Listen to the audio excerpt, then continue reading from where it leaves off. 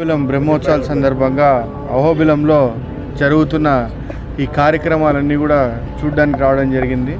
గత వారం రోజుల కింద ఇక్కడ స్థానిక శాసనసభ్యులు వచ్చి మాట్లాడుతూ గతంలో వైసీపీ ప్రభుత్వం పూర్తిగా దోచుకుంది, అహోబిలానికి ఏదైనా చేసుంటే నేనే చేశాను, ఎవరు ఏం చేయలేదని చెప్పి మాట్లాడడం జరిగింది.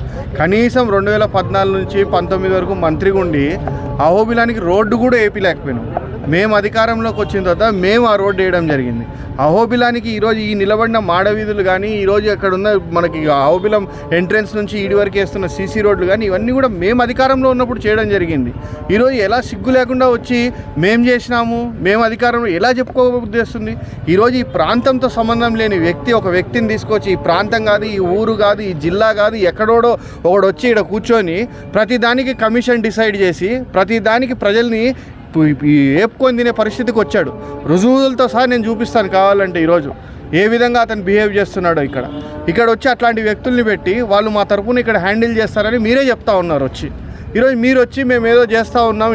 ఈరోజు మీరు తిరుమల లడ్డు అని చెప్పేసి రాష్ట్రం అంతా ఊగిపోయి ఏదో అన్యాయం జరిగింది, అది జరిగింది. ఈరోజు అహోబిలంలో వారం రోజులు దేవునికి నైవేద్యం లేకుండా చేసిన ఘనతం ఇది. వారం రోజులు దేవునికి నైవేద్యం లేకుండా చేసిన ఘనతం ఇది.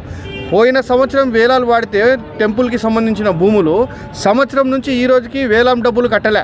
ఆ డబ్బులు ఎవరు తింటున్నారు, ఎవరి దగ్గర ఉన్నాయి? ఒకసారి ఆలోచన చేయండి ఎక్కడికి పోతున్నారని చెప్పేసి. ఈరోజు ఇలాంటి కార్యక్రమాలన్నీ చేసుకుంటా మళ్ళీ వచ్చి మేమే చేసింది, మేమే చెందింది అని చెప్పుకోవడానికి ఎలా మీకు నోరు వస్తుందో నాకు అర్థం కావడంలే.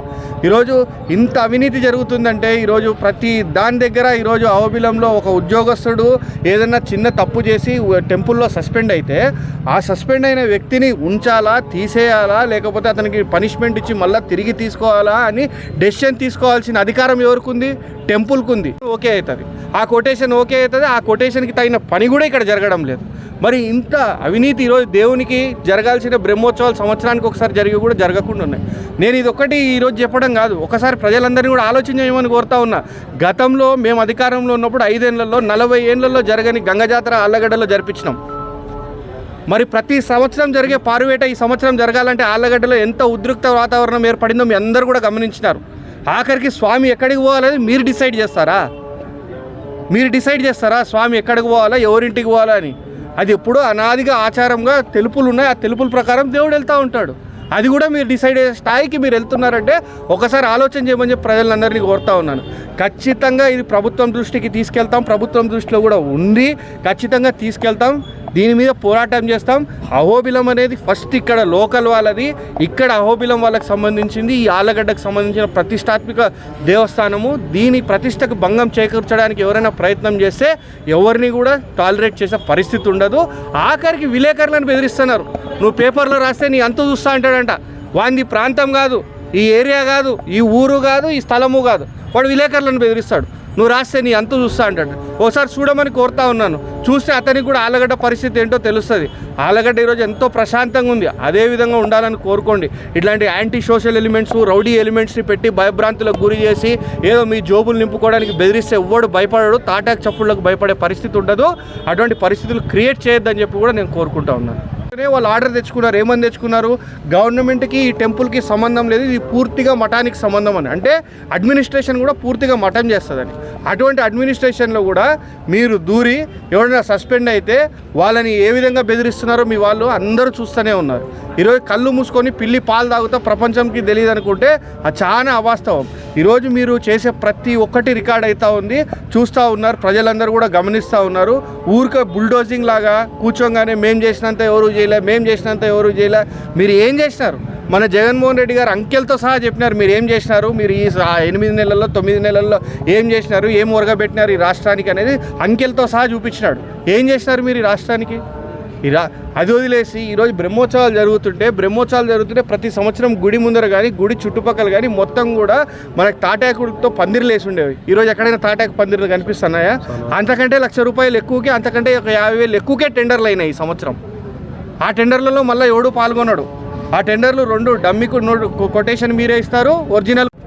అధికారంలోకి వచ్చినాక ఈరోజు దేవాలయాల పరిస్థితి ఎంత దరిద్రంగా తయారైందంటే ఈరోజు మన అహోబిలంలో చూడండి పరిస్థితి.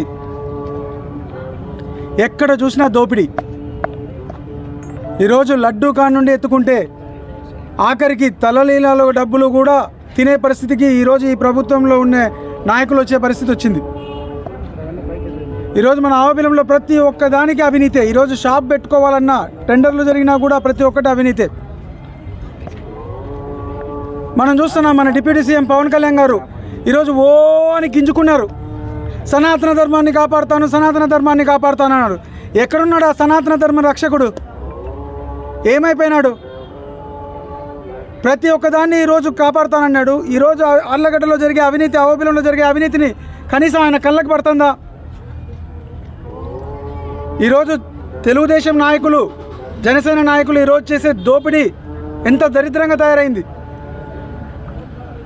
మాటకు ముందు సనాతన ధర్మం అంటాడు. ఈరోజు జగన్మోహన్ రెడ్డి గారు ఊరికే అనలే నువ్వు కార్పొరేటర్కి ఎక్కువ, ఎమ్మెల్యేకి తక్కువ అని. ఎందుకంటే నీ ప్రవర్తన అలా ఉంది. ఈరోజు చంద్రబాబు నాయుడు గారు కూడా నీకు 10వ ర్యాంక్ ఇచ్చాడంటే నువ్వు సిగ్గుపడాలి. మాటలు తప్ప నువ్వు ఏదైనా చేతుల్లో చేసినావా? గుళ్ళని రక్షిస్తా అన్నావు, తిరుమలలో లడ్డు గురించి మాట్లాడినావు, మళ్ళీ మాయం. ఏదైనా కూడా ఒక్క గుడికి కూడా నీ వల్ల భద్రత లేదు. మేము కోరేది ఒకటే, ఒక్కసారి రా. ఎన్ని అరాచకాలు చేస్తున్నారో మీ కూటమి నాయకులు చూడు వచ్చి ఈడ. చంద్రబాబు నాయుడు కంటే పట్టదు. నువ్వు డిప్యూటీ సీఎంగా రా. ఏదో సనాతన ధర్మాన్ని కాపాడుతా అన్నావు కదా, వచ్చి కాపాడిడా. ప్రతి దాంట్లో ఈరోజు దేవుడి ప్రతిష్టను ఎంత దిగజారుస్తున్నారు మీ నాయకులు.